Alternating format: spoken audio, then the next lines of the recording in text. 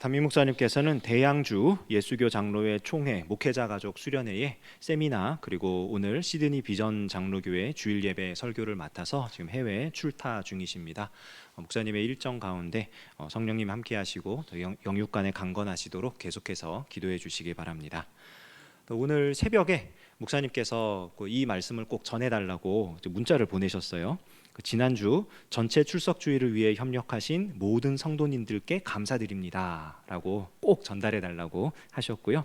1부 예배 때 201명, 2부 예배 때 342명, 3부 예배 때 472명, 4부 예배 때 75명 해서 총 1090명이 지난 주일날 대면으로 예배를 드렸습니다.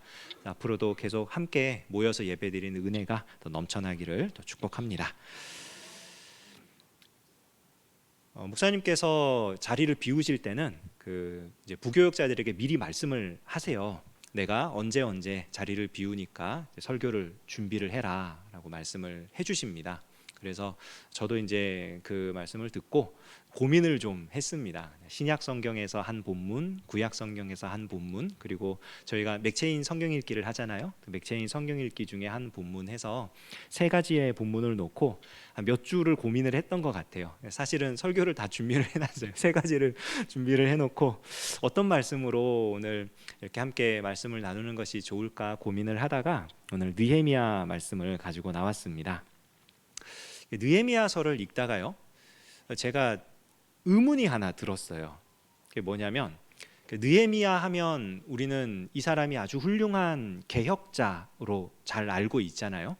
이스라엘의 총독으로서 그 나라를 이제 다시 하나님의 백성답게 만들려고 아주 애썼던 그런 사람인데, 이 사람의 마지막 기도가 우리 읽었던 본문처럼 하나님이여 나를 기억하사 내게 복을 주옵소서 이렇게 끝난단 말이에요. 이게 너무 의문스러운 거예요, 저한테. 왜냐하면 우리가 개혁자라고 한다면 이 사람이 자신의 어떤 업적이나 어떤 복, 우리가 말하는 그런 부귀영화 이런 거를 바라지 않는 게 정상인 것 같은데, 그러니까 무슨 일을 해도 이것은 나의 공로가 아닙니다. 오로지 하나님의 은혜입니다. 모든 영광은 하나님께 돌립니다. 이렇게 마무리가 되는 게 정상일 것 같은데, 이 사람의 마지막 기도가 나를 기억하사 복을 주옵소서 이렇게 끝났단 말이에요. 그래서 너무 의문스러웠어요. 왜 이렇게 기복적인 내용으로 느헤미야의 삶이 끝나는 걸까? 너무나 궁금했고, 그래서 이 사람이 정말 어떤 의도로 이렇게 기도를 한 거지, 이 기도의 의미가 대체 무엇이지 궁금해서 좀 연구해 들어가기 시작했습니다. 그래서 오늘 말씀은 이 느헤미야의 이 마지막 기도가 무슨 의미인지, 그리고 느헤미야가 한 그 기도의 내용을 우리가 본받아서 우리는 어떻게 기도해야 할 것인지에 대해서 생각을 해보는 시간이 될 거예요. 그래서 느헤미야서 전체를 좀 쭉 살펴볼 겁니다. 이 사람이 어떤 사람이냐? 한마디로 얘기해서 개혁자예요. 얼마나 개혁을 한 사람이냐면요, 느헤미야 5장 14절을 보면 또한 유다 땅 총독으로 세움을 받은 때 곧 아닥사스다 왕 제20년부터 제32년까지 12년 동안은 나와 내 형제들이 총독의 녹을 먹지 아니하였느니라. 12년 동안 개혁을 했던 사람입니다. 이게 성경에 나와 있는 기록만 12년이고요. 실제로 이 느헤미야서를 읽어보면은 12장이 끝나고 느헤미야가 잠깐 다시 본국, 그러니까 왕궁으로 돌아갔다가 다시 돌아와요.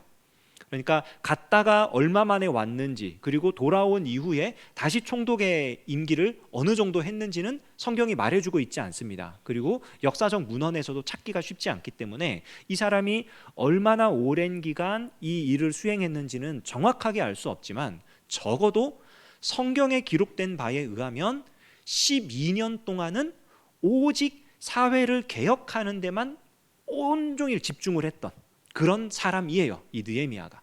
그 사람이 무슨 개혁을 이루어냈느냐, 어떤 일을 이루어냈느냐, 6장 15절을 보면은 성벽 역사에 대해서 얘기를 합니다. 성벽 역사가 52일 만인 엘룰월 25일에 끝나매. 느헤미야의 업적 가운데 가장 유명한 업적이죠. 예루살렘 성벽을 세운 일. 그러니까 느헤미야가 예루살렘으로 오게 된 이유도 성벽이 무너졌고 성문은 불탔고 그리고 백성들이 너무나 안전하지 못한 상황에 살고 있다는 얘기를 듣고 마음 아파서 오게 된 거예요. 이 성읍이, 예루살렘 성읍이 성읍답게 하려고, 먹고 사는 문제부터 해결하려고, 그래서 오게 된 겁니다. 그래서 그가 제일 처음에 한 일이 성벽을 세운 일이었어요.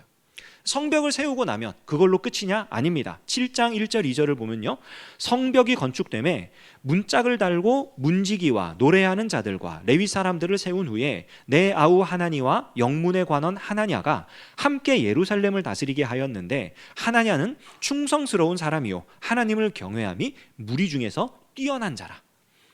그가 성벽을 세운 다음에는 지도자들을 세워요. 그 예루살렘을 다스릴 수 있는 지도자들. 이렇게 해야만 했던 이유가 뭐냐면요, 성벽이 없었습니다. 그 느헤미야가 예루살렘으로 갔을 때, 그러니까 성벽이 없었다는 얘기는 이 성읍이 구별이 되지 않았다는 뜻이에요.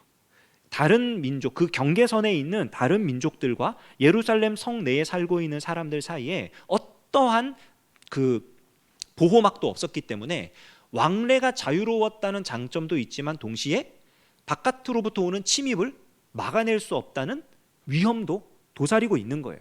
그리고 거기에 살고 있었던 사람들이 그냥 그렇게 살다 보니까 이제 자기 안위가 최고의 관심사가 되잖아요.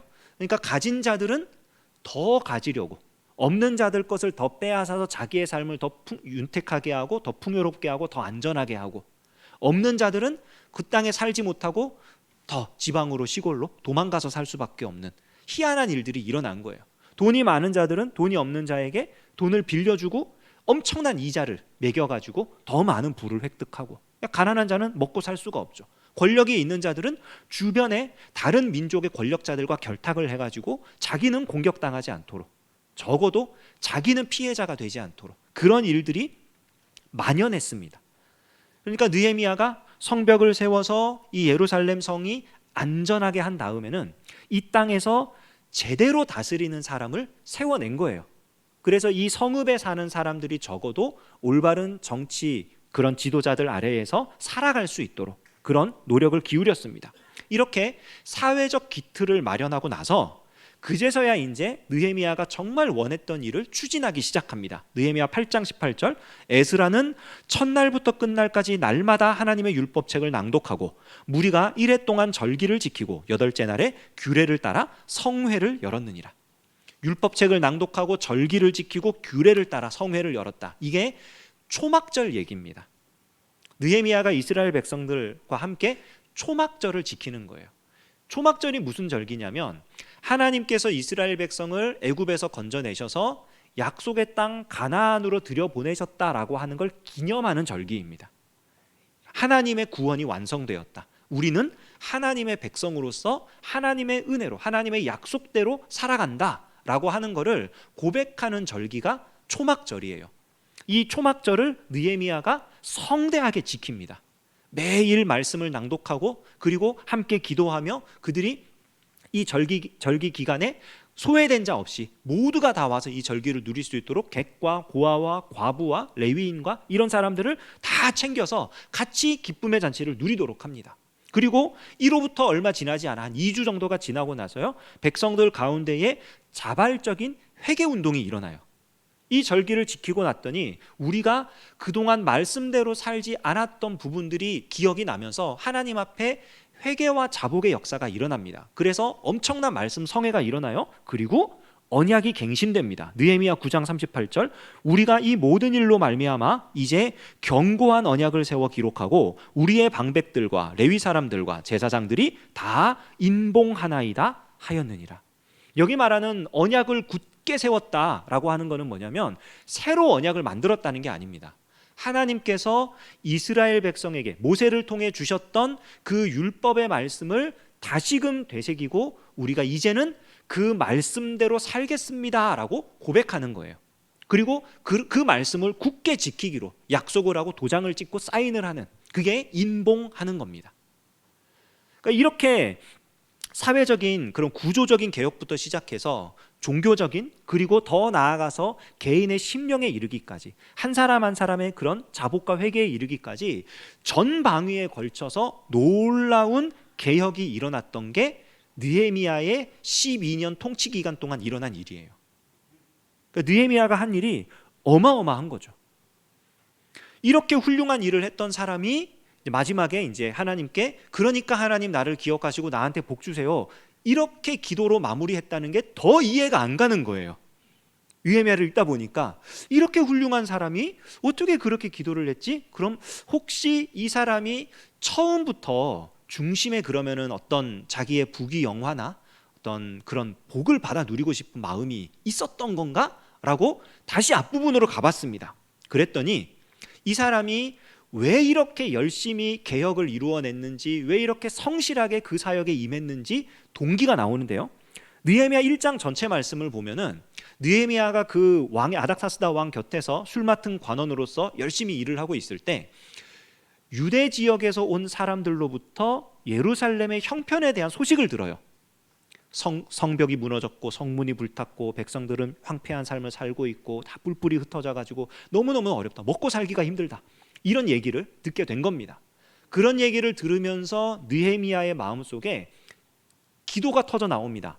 그 기도의 내용 중 일부를 발췌했는데요, 8절부터 11절까지예요. 제가 읽어보겠습니다.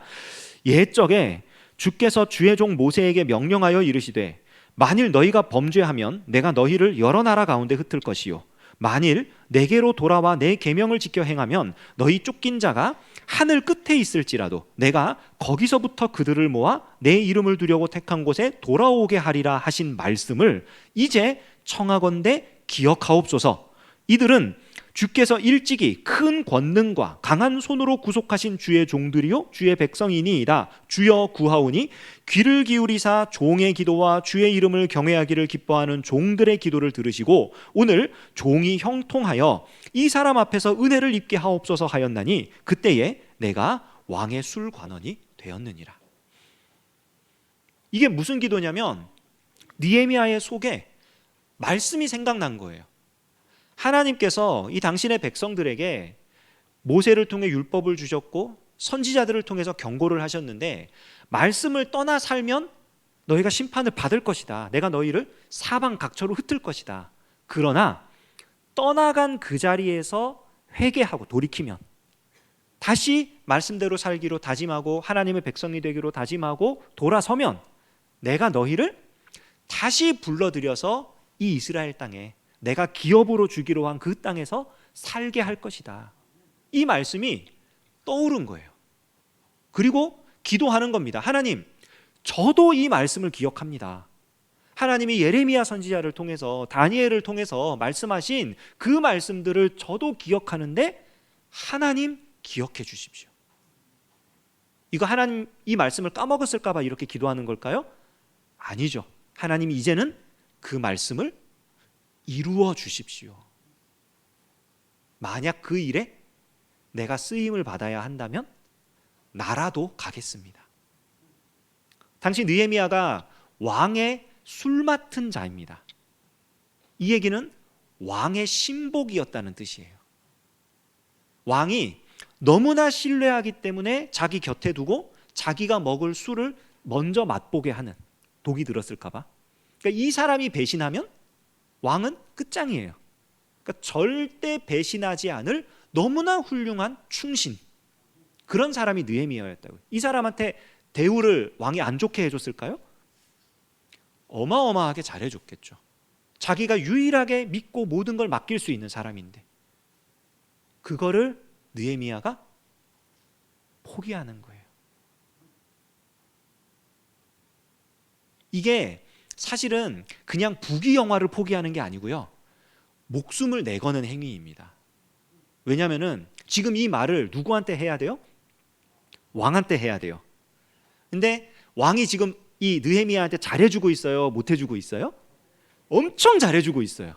그럼 엄청 잘해주고 있는 왕한테 가서 왕이시여 나를 유대 땅으로 보내주십시오 라고 하면 지금 이 삶이 마음에 든다는 뜻이에요? 마음에 들지 않는다는 뜻이에요? 마음에 들지 않는다는 뜻이에요. 그러면 왕의 기분이 어떻겠어요?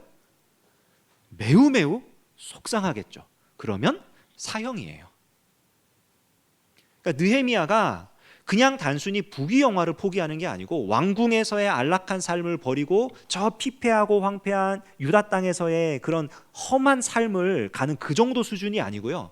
이거는 말 한 번 잘못했다가 그냥 사형당할 위기에 처해 있는 그런 입장이라고요. 그런 입장에서 느헤미야가 기도하는 거예요. 하나님 말씀하지 않으셨습니까? 하나님 말씀을 기억해 주십시오. 그리고 저라도 이 일에 쓰임 받을 수 있다면 저를 보내주십시오. 이거는 부귀영화를 누리는 자가 아니죠. 자기의 어떤 이름을 알리고 어떤 자기의 업적을 기념물로 남기고 이러고 싶어서 가는 게 아니에요. 지금 자기의 생명보다 소중한 하나님의 말씀을 지키고 싶어서 가는 거예요. 그리고요, 이 느헤미야에 대해서, 이게 지금 느헤미야의 자신의 마음이란 말이에요. 근데 이 느헤미야 자신의 마음을 확증을 시켜주는 다른 사람들의 반응이 있습니다. 느헤미야가 예루살렘으로 갔을 때 그 느헤미야를 본 대적들의 평가입니다. 느헤미야 2장 10절. 호론 사람 산발락과 종이었던 암몬 사람 도비야가 이스라엘 자손을 흥왕하게 하려는 사람이 왔다 함을 듣고 심히 근심하더라. 여러분, 호론 사람 산발락과 암몬 사람 도비야는 당시에 이스라엘 근처에서 권력을 잡고 있던 권력자들입니다. 그리고 당시 이스라엘의 지도자들과 결탁을 해가지고 많은 것을 누리며 살던 자들이에요. 그런 자들이 새로운 총독으로 느헤미야가 온다는 소식을 들었습니다. 그리고 느헤미야에 대해서 알아봤습니다. 그랬더니 이 사람은 뇌물을 받지 않는 사람이에요. 자신의 부귀영화를 원하지 않으니까. 이 사람은 뭔가 말로 잘 구슬려서 이렇게 할 수 있는 사람이 아니에요. 자기의 이름이 높아지고 이름이 나고 이런 거 전혀 생각도 안 하고 있어요. 이 사람이 가만히 보니까 생각하고 있는 게 오직 하나예요. 하나님의 백성이 하나님의 백성답게 살았으면 좋겠다. 하나님의 백성으로서의 삶을 회복하면 좋겠다. 이것밖에 없어요. 그러니까 이 사람을 이스라엘 자손을 흥왕하게 하려는 사람이라고 평가를 하는 겁니다. 여러분, 어떤 미국의 교수님이요, 내가 어떤 사람인지 알려면은 3명한테만 물어보면 된다고 말을 합니다. 하나는 누구냐면은 자기 가족이에요. 자기 가족이나 친척, 이렇게 나의 정말 모든 걸 알고 있죠. 우리의 가족, 부모님도 좋고 자녀도 좋고 다 알고 있습니다. 두 번째는 자기 친구예요. 오랜 시절, 오랜 기간 동안 어린 시절부터 함께 해왔던 친구. 그 친구는 심지어는 가족이 모르는 것도 알고 있을 수 있어요. 나에 대해서 너무 잘 알고 있어요. 가족, 친구. 마지막 한 사람은 자기 원수입니다. 이 사람은 나의 단점과 약점을 기가 막히게 잘 알고 있어요. 나에 대해서 욕을 할지언정 적어도 거짓말은 안 해요. 전 진짜 나쁜 놈이야 이렇게 말을 해도 거짓말은 안 해요. 그러니까 나에 대해서 정확하게 알려면 3사람한테만 물어보면 돼요. 가족, 친구, 원수. 지금 느헤미야가요, 이 모든 부류의 사람, 이 3부류의 사람들한테 다 인정을 받는 거예요. 이스라엘을 흥왕하게 하려는 자, 하나님의 백성을 하나님의 백성답게 회복시키려는 자, 그런 사람이 느헤미야입니다. 자, 그의 내적 동기, 이 사역을, 이 개혁을 일으켰던 동기도 너무나 선하고 아름다워요. 그리고 그가 이루었던 업적들도 너무나 훌륭해요. 자, 이런 사람이 그러면 왜 하나님 나를 기억하사 나한테 복을 주십시오 라고 하는 이런 내용으로 기도를 마무리했을까? 느헤미야 13장에 가서 보게 되면 그 이유가 나옵니다. 이 느헤미야 13장은요, 느헤미야가 12년의 개혁을 이루어내고 그리고 잠깐 다시 그 아닥사스다 궁으로 돌아갔다가 왔을 때의 일입니다. 그러니까 잠깐 자리를 비운 거예요. 개혁을 쭉 추진을 하다가 자리를 비워서 떠나갔다가 다시 돌아와서 봤는데 어떤 일이 일어났느냐? 13장 4절과 5절. 이전에 우리 하나님의 전에 방을 맡은 제사장 엘리야십이 도비야와 연락이 있었으므로 도비야를 위하여 한 큰 방을 만들었으니 그 방은 원래 소재물과 유향과 그릇과 또 레위 사람들과 노래하는 자들과 문지기들에게 11조로 주는 곡물과 새 포도주와 기름과 또 제사장들에게 주는 거제물을 두는 곳이라. 제사장 중 한 명이 암몬 사람 도비야, 이스라엘의 대적이라고 그랬잖아요. 이 사람하고 친하게 지내면서 이 사람한테 성전 안에 방을 하나 내준 거예요. 이게 뭐 어때서 그러냐, 뭐 이방인도 함께 성전으로 불러들이고 너무 좋지, 전도하는 거 아니냐, 이렇게 생각할 수 있겠는데요. 이걸 충격적으로 다가올 수 있게 현대식으로 각색을 하면 무슨 말이냐면, 이게 우리가 헌금을 했어요. 목적 헌금이나 선교 헌금이나 어떤 특별한 목적을 가지고 이걸 쓰기 위해서 뭐 구제 헌금이나 이런 것들을 해가지고 헌금을 했어. 근데 그 재정을 담당하고 있던 사람이 자기 친구한테 줘버린 거예요. 그냥 그거를. 이렇게 얘기하니까 심각하죠. 와, 이건 엄청난 사고인데 그 일이 버젓이 일어나고 있는 거예요. 그리고 그 일이 일어났을 때, 그런 일이 교회에서 일어나면 어떡합니까? 우리가 당장 막 저기 이렇게 그 담당자를 불러내라 그러고 뭐 배상을 해라 그러고 막 이렇게 들고 일어날 거 아닙니까? 근데 무슨 일이 일어났느냐? 13장 10절. 내가 또 알아본즉 레위 사람들이 받을 몫을 주지 아니하였으므로 그 직무를 행하는 레위 사람들과 노래하는 자들이 각각 자기 밭으로 도망하였기로. 여러분, 레위인들은요, 이스라엘 백성이 주는 11조가 아니면 먹고 살 수 없는 자들입니다. 왜냐하면 자기 기업이 없기 때문이에요. 이스라엘 백성들에게 하나님께서 11조를 사용하는 용도를 명확하게 명시를 해주시는데, 언제 쓰는 거냐면 객과 고아와 과부 그리고 레위인들이 먹고 살 수 있도록 돕는 데 쓰는 거예요. 그게 11조입니다. 근데 그게 가질 않는 거예요. 레위인에게. 지금 레위인에게 가야 할 그 11조가 누구한테 갔어요? 도비아한테 갔어요. 말도 안 되는 일이 일어난 거예요. 그랬더니 레위인들이 이걸 못 받은 게 문제가 아니라요, 이걸 못 받으니까 그들이 각각 자기 밭으로 도망했다. 이 얘기는 뭐냐면 그들이 자기 기업을 만들어서 찾아간 거예요. 레위인이 기업이 없는 이유는 하나님이 그들의 기업이기 때문입니다. 그래서 하나님을 위한 일을 하는 게 그들의 일이고 그들의 직업이고 거기서부터 먹고 사는 거예요. 하지만 그들이 그 하나님을 떠나버린 거예요. 더 이상 하나님이 우리를 먹여 살릴 수 없다, 먹여 살리지 않는다, 하나님을 신뢰할 수 없다, 그렇게 만든 거죠. 사실은 이 제사장 무리와 백성들이. 그러니까 레위인들이 떠나가 버린 겁니다. 하나님을 떠났어요. 그리고요, 이 제사장과 레위인의 타락은요 반드시 일반 백성들의 타락으로 연결이 되는데요, 15절 16절을 보면요, 그때 내가 본즉 유다에서 어떤 사람이 안식일에 술틀을 밟고 곡식단을 나귀에 실어 운반하며 포도주와 포도와 무화과와 여러 가지 짐을 지고 안식일에 예루살렘에 들어와서 음식물을 팔기로 그날에 내가 경계하였고, 또 두로 사람이 예루살렘에 살며 물고기와 각양 물건을 가져다가 안식일에 예루살렘에서도 유다 자손에게 팔기로. 안식일 날 장사가 이루어지는데 안식일 날 쉬지 않았기 때문에 문제가 아닙니다. 그러니까 안식일은 우리가 쉬는 날로 인식을 하는데 왜 쉬는지가 더 중요해요. 안식일은 그냥 쉬라고 있는 날이 아니라요, 그냥 쉬라고 있는 날이면 사실은 일주일 중 그냥 쉬고 싶을 때 쉬면 돼요. 근데 안식일이 중요한 이유가 뭐냐면, 왜 쉬냐면 안식일은 창세기 그 창조 기사에서 하나님이 6일간 창조하시고 7일째 쉬었다, 안식하셨다라는 이 표현은 하나님이 모든 것을 다 완성하셨기 때문에 더 이상 뭘 할 것이 없다, 이런 뜻입니다. 그러니까 하나님이 다 이루셨다. 그래서 우리가 안식한다는 거는요, 하나님께서 우리를 책임지고 먹여 살리시기 때문에 우리는 하나님의 은혜로 살겠다, 하나님을 의존해서 살겠다, 더 이상 내 능력과 내 실력으로 살지 않겠다, 이 고백을 하는 게 안식일을 지키는 행위예요. 그것을 삶으로 표현하기 위해서 적어도 일주일에 하루는 내 삶을 내려놓는 거예요. 하나님을 의지하니까, 하나님이 나를 먹여 살리시니까, 하나님 은혜로 살고 있습니다, 이걸 고백하기 위해서. 근데 그 일이 이루어지지 않아요. 그냥 평소에 일어나는 대로 장사를 하면서 그냥 먹고 사는 거예요. 이거는 하나님을 의지하는 게 아니라 내 능력, 내 실력대로 사는 거잖아요. 하나님과 상관없는 삶을 사는 겁니다.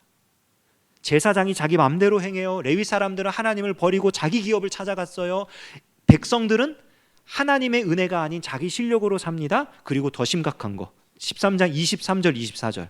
그때 내가 또 본즉 유다 사람이 아스돗과 암몬과 모압 여인을 맞아 아내로 삼았는데 그들의 자녀가 아스돗 방언을 절반쯤은 하여도 유다 방언은 못하니 그 하는 말이 각 족속의 방언이므로. 이방 민족과 결혼을 하는 거예요. 사람들이, 유다인들이. 근데 다른 민족과 결혼을 했기 때문에 문제가, 그것도 문제는 문제입니다. 이 당시의 법에 의하면. 근데 더 큰 문제가 뭐냐면 그렇게 결혼을 했더니 이 자녀들이 유다 방언을 못 하더래요. 근데 유다 방언을 못하는 게 무슨 말이냐, 뭐 우리나라 사람하고 외국 사람이 결혼했는데 애가 외국말을 잘하더라, 한국말 잘 못하더라, 그게 무슨 문제야, 이렇게 생각할 수 있는데요. 유다 방언을 못했다라는 말은 뭐냐면 말씀 교육이 전혀 이루어지지 않았다는 뜻입니다. 왜냐하면 이스라엘 백성들은 자기 자녀에게 하나님의 말씀을 외워 들리게 하는 의무가 있었어요. 신명기 6장에 나오잖아요. 이스라엘아 들으라 하면서 자녀들에게 계속해서 말씀을 알려주라고. 그래서 이스라엘 백성들은요, 우리가 모세오경이라고, 율법, 모세오경이라고 부르는 그 율법을 자녀들이 통째로 외우도록 시킵니다. 그리고 그 말은 아람어로 되어 있단 말이에요. 이게 유다 방언이에요. 그러니까 이 자녀들이 율법 교육을 제대로 받았으면, 말씀 교육을 제대로 받았으면 유다 방언을 자연스럽게 할 수 있어야 되는 거예요. 그 말로 배우는 거니까. 하지만 그걸 못해요. 그 얘기는 말씀 교육이 전혀 이루어지지 않았다. 다음 세대에까지도 하나님과 상관없는 삶을 살게 되었다, 이 뜻입니다. 이게 느헤미야가 개혁을 마치고 잠깐 떠났다가 돌아오는 그 시기에 일어난 일이에요. 얼마나 비참합니까? 12년을 공을 들였는데 오직 하나님께서 말씀을 이루시기를 소원하면서, 심지어는 자기가 다른 총독들은 다 받아 누렸던 그 땅에서의 세금, 더 많은 어떤 재물, 이런 거 다 포기하고 그러면서 살았는데, 갔다가 왔더니 이들이 하나님의 백성이 아닌 거예요. 일부 사람들은 잘 먹고 잘 살 수 있고 일부 사람들은 아무 문제 없이 살고 있을 수 있는데, 어쨌든 그들의 중심을 봤더니 하나님의 백성다운 중심이 하나도 없는 거예요. 그래서 그가 이 모습을 보면서 분개하면서 기도하는 겁니다. 느헤미야 13장에 그가 하는 기도 4번의 기도가 나오는데요, 그 기도가 전부 다 기억해 주십시오라는 기도예요. 14절, 내 하나님이여 이 일로 말미암아 나를 기억하옵소서. 내 하나님의 전과 그 모든 직무를 위하여 내가 행한 선한 일을 도말하지 마옵소서. 이게 도비야의 세간을 방 밖으로 다 내치고, 그리고 제사장들의 직무와 레위인의 직무를 제대로 수행할 수 있도록 11조를 정비한 후에 한 기도입니다. 22절, 내가 또 레위 사람들에게 몸을 정결하게 하고 와서 성문을 지켜서 안식일을 거룩하게 하라 하였느니라. 내 하나님이여 나를 위하여 이 일도 기억하시옵고 주의 크신 은혜대로 나를 아끼시옵소서. 자기 기업을 찾아 하나님을 떠났던 레위인들을 다 불러온 거예요. 다시 불러와서 당신들의 기업은 저 밭이 아니라 바로 여기 성전입니다. 당신들은 여기에서 문지기 노릇을 해야 되고 창고지기 노릇을 해야 되고 노래를 해야 되고, 당신들은 여기서 예배가 이루어질 수 있도록 힘을 써야 합니다. 레위인들의 직무를 회복시킨 후에 한 기도입니다. 내 하나님이여, 29절입니다. 내 하나님이여 그들이 제사장의 직분을 더럽히고 제사장의 직분과 레위 사람에 대한 언약을 어겼사오니 그들을 기억하옵소서. 이거는 아까 도비야와 연락했던 제사장들 뿐만 아니라 이방 민족들과 결혼을 하며 자녀들을 말씀 양육을 하지 않았던, 자녀들이 이방인처럼 살아가게 만들었던 그 사람들의 족보를 다 모아가지고 그 사람들을 강제 이혼을 시켜요. 강제로 결별하게 만듭니다. 그리고 그들이 하나님의 백성으로서 살도록 그렇게 조치를 취합니다. 그리고 했던 기도예요. 이들이 자기 마음대로 삽니다. 심지어는 제사장인데 이방 여인과 결혼을 했습니다. 하나님 어떡합니까? 이들에게 지금 내가 조치를 취했습니다.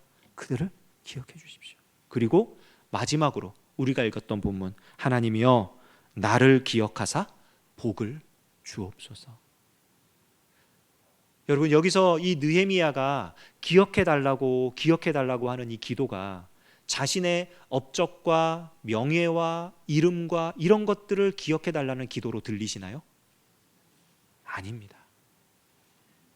느헤미야의 이 기도는 하나님께서 하나님의 백성을 기억해 달라는 기도입니다. 하나님의 말씀을 기억해 달라는 기도예요. 하나님, 제가 12년 동안 애를 썼는데 잠깐 갔다 오니까 다시 원상복구가 되었습니다. 그들이 하나님의 백성으로 살지 않기에 너무나 안타까워서 그들이 하나님의 백성으로서 살아가게 하려고 애를 썼는데 잠깐 자리를 떠났더니 그들이 다시 하나님의 백성됨을 포기하였습니다. 하나님, 기억해 주십시오. 느헤미야는 자신의 한계를 너무 잘 알고 있었어요. 자신이 너무나 훌륭한 지도자이고 너무나 이 개혁을 잘 일으켰던 사람이지만 본인이 이 임기가 끝나거나 혹은 자신의 수명이 다하거나 하는 순간 이스라엘은 다시 하나님의 백성이 아닌 상태로 돌아갈 것을 너무나 잘 알고 있었어요. 그렇기 때문에 기도하는 겁니다. 하나님, 그들을 기억해 주십시오. 나를 기억해 주십시오. 내가 애썼던 하나님의 일을 기억해 주시고 하나님이 약속하셨던 그 말씀을 기억해 주십시오. 하나님의 백성이 하나님의 백성 되게 해 주십시오. 그가 원했던 복은 자신의 부귀영화가 아니었어요. 하나님의 백성이 하나님과 함께하는 하나님의 백성답게 살아가도록 하는 게, 그게 바로 그가 간구했던 복이었습니다. 오늘 우리가 느헤미야의 이 모습을 바라보면서 우리 자신의 삶에도 적용할 수 있기를 원합니다. 하나님, 우리를 기억해 주십시오 라고 기도할 때 내가 했던 잘한 일들, 내가 했던 훌륭한 일들, 내가 했던 뛰어난 일들, 이런 업적을 내세우는 것이 아니라 하나님, 제가 하나님 말씀대로 살려고 애쓰고 있었습니다. 노력하고 있었습니다. 잘 되지 않았지만 그래도 하나님 말씀대로 살려고 애쓰고 있었습니다. 하나님, 제발 기억해 주십시오. 제가 이 사람처럼 큰 영향력을 행사하거나 나라 자체를 새롭게 하거나 사회 구조를 바꾸거나 이런 영향력은 없다 할지라도 하나님, 내가 살아가고 있는 이곳에서만큼은 하나님의 백성으로서 살아가고 있음을 인정해 주시고 그렇게 살 수 있게 해 주십시오. 적어도 우리 집에서 나고 자란 하나님이 허락하신 우리의 자녀들은 하나님의 자녀로 자라게 해 주십시오. 여러분, 우리의 기도가 이 느헤미야의 기도처럼 하나님의 역사를 기대하며 하나님의 나라를 소망하며 우리 하나님의 말씀을 굳게 붙드는 그러한 간구가 될 수 있기를 우리 주님의 이름으로 축원합니다. 기도하겠습니다. 하나님 아버지, 하나님이 사랑하시는 우리 귀한 성도님들 오늘 주일 예배드리며 느헤미야에 대해서 함께 생각해 볼 수 있도록 하셔서 감사드립니다. 우리의 삶이 하나님의 손에 붙잡힌 삶이 되게 하여 주시고 우리 자신의 이름이나 나의 부귀영화를 추구하는 삶이 아니라 하나님의 이름을 높이고 하나님의 나라를 세워가며 하나님과 함께하는 진정 복된 삶이 되도록 역사하여 주시옵소서. 예수님의 이름으로 기도합니다. 아멘.